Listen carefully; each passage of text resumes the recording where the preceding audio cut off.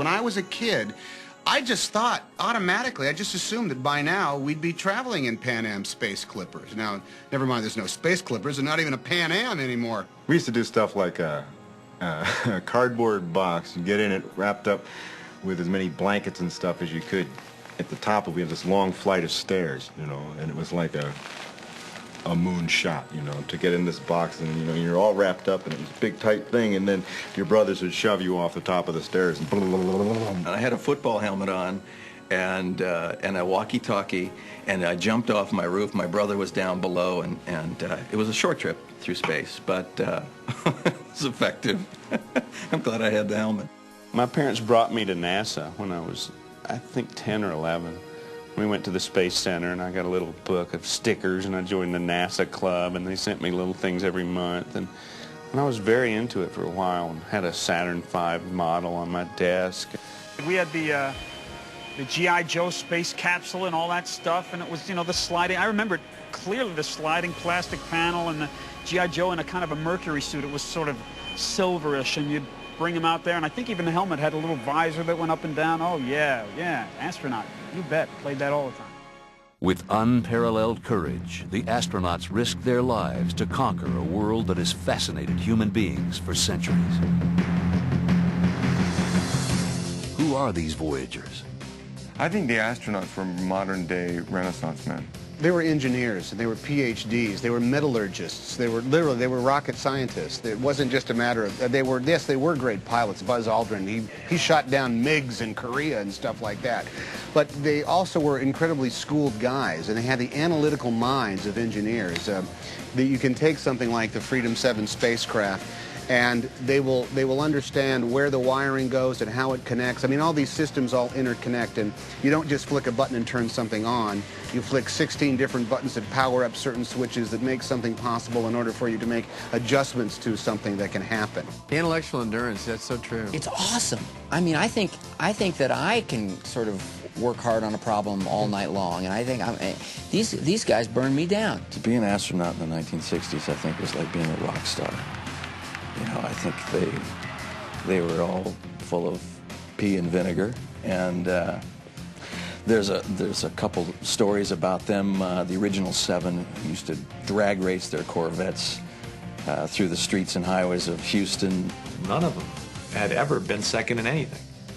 They all thought they were going to be the first one to go up. They all thought they were going to be the first one to walk on the moon. They were cowboys. You know, the world was fixated on these guys. Everything had to do with the moon, you know.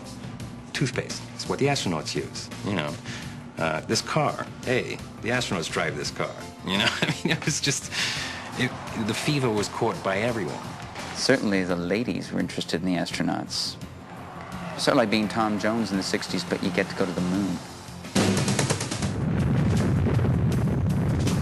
The chariot transporting these gods the 250,000 miles to the moon was the Saturn V rocket. It possessed 1/10 the power of an atomic bomb. At every turn during the flight, from the liftoff to the splashdown, at every turn, there's the potential for complete disaster. You know, for one, the rocket blowing up on ignition, the capsule not separating and falling like a dart to the earth with the booster behind it. I called Wally and I said, you know, I'm sitting there thinking about you being in Gemini, and, you know, the rocket ignites and it doesn't go anywhere and there's a shutdown, and you're sitting on top of 550 tons of liquid fuel. You get an abort handle in your hand and you don't pull it. Why don't you pull it? You know? You don't pull it because who knows what that abort handle thing will do. They know what they think it'll do, but no one's ever done it.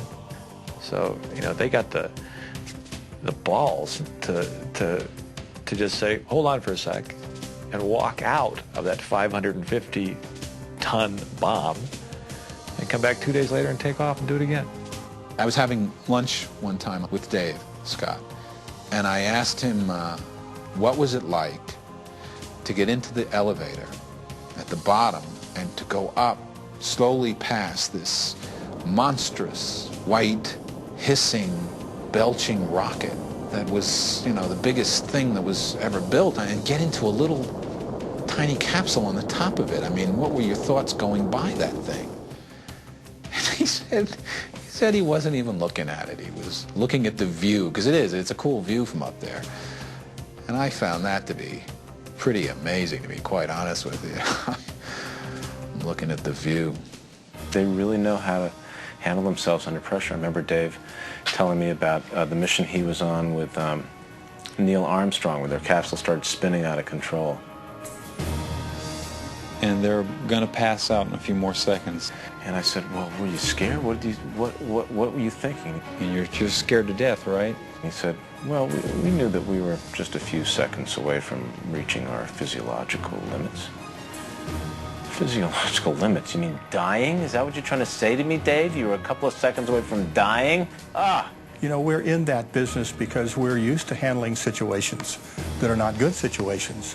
So there's very seldom any panic. So you have to be careful that when these are acted out, that actors and directors who are normally interested in excitement and challenge have to keep it sort of cool to represent the culture. The most challenging thing is that Dave Scott is saying, no, wouldn't have happened like that. It's sometimes there's moments where he's like, it's like saying, no, the shark wouldn't eat people. The shark wouldn't eat, do something else. Like,